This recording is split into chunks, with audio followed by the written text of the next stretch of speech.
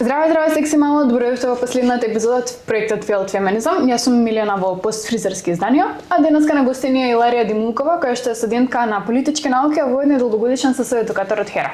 Иларија, како си не? Добро, постновогодишно. Уште малку се вируси се вече. Со снегот денес искрено не дојде шок. Вчера гледав прогноза, вчера сонце прекрасно се. Да. Денеска пишуваше облачно, станувам со бајле, целиот град во колапс. Искрено бев пријатно изненадена, ама да, дека ти треба 40 минути за поминеш рута од 10. Пријатно изненадена со снег на планина, со снег во Скопје, кога ќе се направи тоа се ушло патарник сега за следниве 10 минути кога излезам од студијава, апсолутно ништо нема пријатно во тоа. И нема ни автобуси, ни 40 минути патував со кола да аеродром до центар. Скоро сте разбирам. Фала ти многу што да согласи да ни гостуваш за последната епизода и бидејќи на некој начин заокружувачка, името ми беше на тој начин инспирирано да остави прашања за публиката односно gender reveal кои ќе бидат полот на еднината. Ова е поврзано со еден од да кажеме, популарните феминистички слогани, односно The future is female. Меѓутоа, ова е кованица која што било создадена во 70-тите, која се отворила првата феминистичка книжарница во Њу Јорк од страна на лесбијски пар. И мислото многу брзо станало хотспот за порадикалните кругови на феминистичките организации во тој период. А сега новата модернизирана верзија е The future is feminine, што повикува да кажеме на постереотипни женствени црти во начинот на лидерство, односно водење преку интуиција, разбирање за другите, отвореност кон фидбек, создавање на една безбедна средина. Меѓутоа и покрај тоа што е помината повеќе од пола век, некако луѓето се уште го меинстримираат тоа The future is female. Така што моето прашање е дали тоа што луѓето го мешаат феминизмот со женска надмок е повеќе лош брендинг или се работи за нешто повеќе? Лош брендинг секако има, живееме во дигитална ера каде што кликбейт наслови, брзи наслови кои што привлекуваат внимание се нешто најпопуларно. TikTok видеа и такви хукс се широко распространети само за да се скролање што се века, апсолутно. Меѓутоа мислам дека е нешто подлабоко. Значи живееме во бинарно општество каде што или си моќта или си починетиот. Ова има повеќе слоеви, ти како што кажа, прво е тој примерен кликтивизам, односно таквите хукс, не знам, kill a man или why do men или едно друго нешто што привлекува внимание и брзо се шири, ги разгорува тие родови војни, а од друга страна, како ти што кажа, ние сме условени од тој некако all or nothing mindset, или едните мора да победат за другите да изгубат или обратно. Ама сега ги спомнавме ваквите хукс. Јас секогаш поаѓам од точка, например, јас да бев на место на некој помладо момче и постојано да ги слушам ваквите непријателски напади, разбирам зашто полесно потпаѓаат под влијание на тие антиродови движења, така што дали би можело феминизмот да коекзистира со здравата маскулиност и како би изгледало таквото општество? Во теорија може, треба и мора да коекзистира, затоа што феминизмот, како што рековме, значи не е тука да дава на некој повеќе, да му одземе на некој, туку е напротив да ги направи работите еднакви. Не е против мажите, како што тоа е и во мејнстрим да се пласира како такво, туку е тука против патриархатот, кој што ги омаловажува, не ги омаловажува, починува, да, ги починува и двата пола, каде што апсолутно стави притисок и на мажите на како треба да се однесуваат, дека треба да бидат цврсти, здрави, силни, не смеат да покажуваат емоции и така натаму, така што апсолутно нели треба и мора. Меѓутоа, друга страна, едно од првите нешта кои што се учи и кај нас на факултет на политички науки, веруваме пошироко во светот, е дека power corrupts, моќта корумпира. Сега корупцијата во овој момент не е нели некое материјално нешто, туку е она привилегија која што се ужива во моментов од одреден, кој што уживаат одредени индивидуалци или групи и слично. Така што тој аспект е, не знам, дури е полесно да се исме движењето како радикално, отколку да се прифатат тие промени на еднаквост кои што ги носи. Може би е подобро да почнеме од моментот да се редефинира маскулиноста, бидејќи да кажеме здрава маскулиност може да подразбира и почитување на партнерот, одговорност према себе и према другите, здраво изразување на емоции, на некој начин феминизмот се стреми всушност да направи детокс на маскулиноста од таа агресија, од тоа потиснување, од таа надменост. И здрав феминизам, здрава маскулиност би поттикнало и да кажеме, како ти што кажа, формирање на подобра мрежа за поддршка, што е многу важно, бидејќи имаме доста голема дискрепанца помеѓу бројот на самоубиства меѓу мажи и жени, ова е глобален феномен. И од друга страна би поттикнало многу намалување на тие, да кажеме, не мачо карактеристики. Односно, имаше добра иницијатива која бе во основно, балетско училиште нудеа бесплатни часови за сите машки балетани за да ги поттикнат да учествуваат, а часовите за девојчињата беа некои 3-4 илјади месечно и мислам дека тоа беше прв момент во мојот живот што си реков како не се родив маж.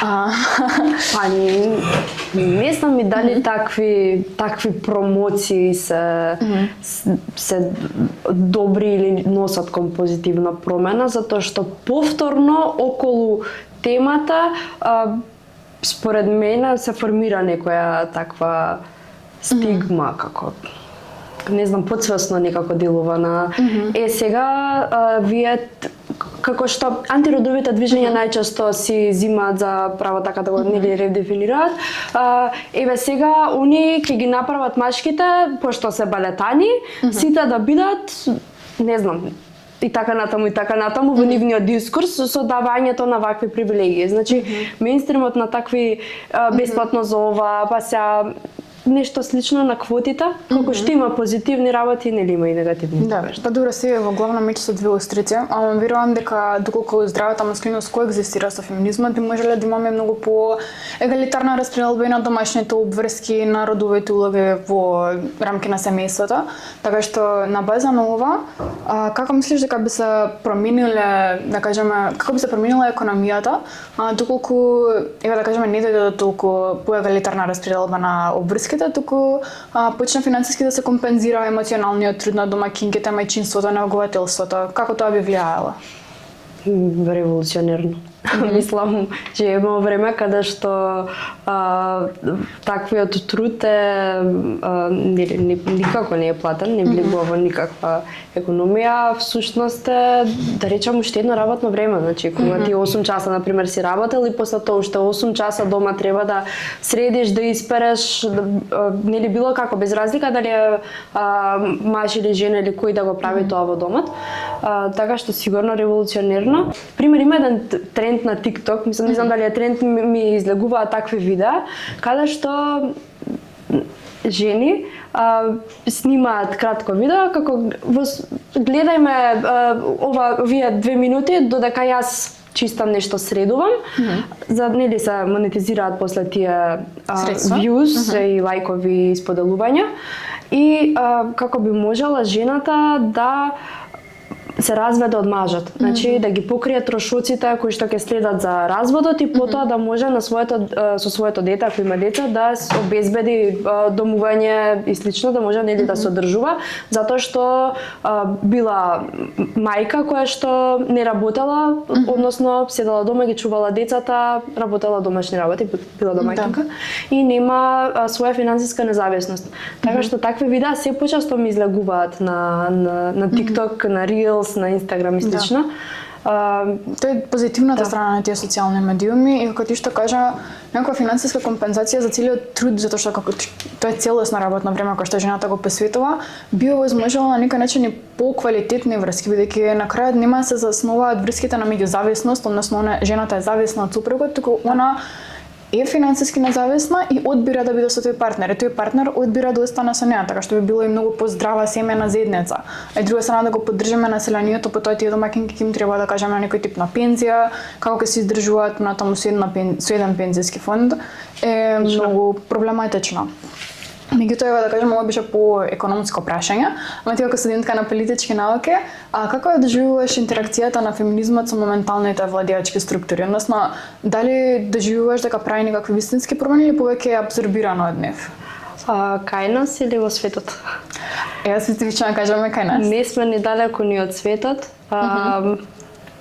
Малку е страшно. Малку е страшно, затоа што се навраќаме на некои работи кои што требало големо долго време за да ги добиеме.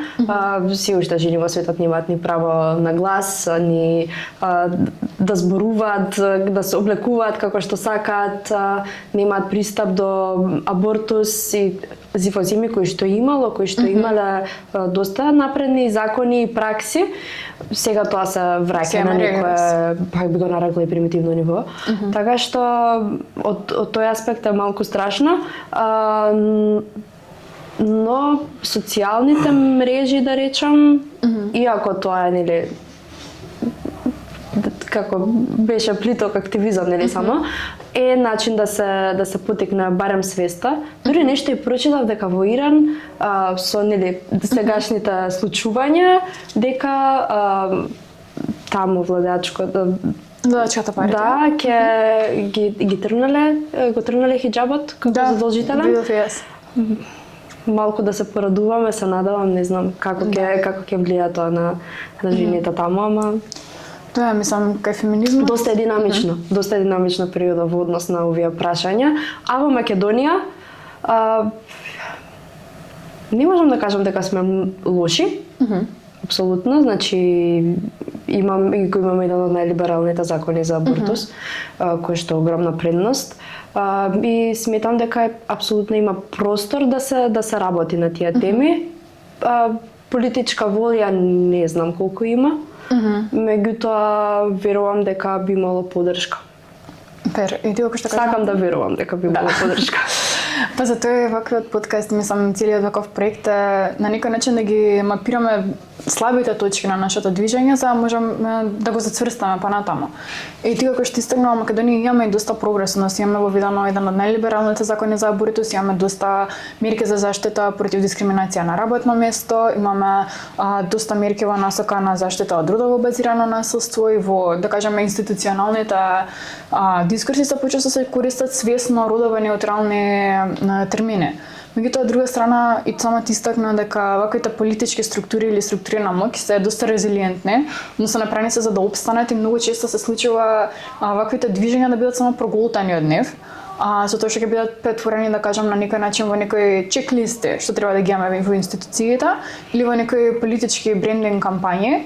И понатаму ништо вистински не се смени, така што моето доживување на некој начин дека феминизмот веќе е абсорбиран, меѓутоа нашата задача лежи во тоа да го задржиме како движење кое што ќе одржи нивото на неудобност во системот и ќе може да не раздвижи доволно за да направиме промена. Така што феминизмот треба да остане на некој начин некоја разорувачка сила во рамки на самиот систем.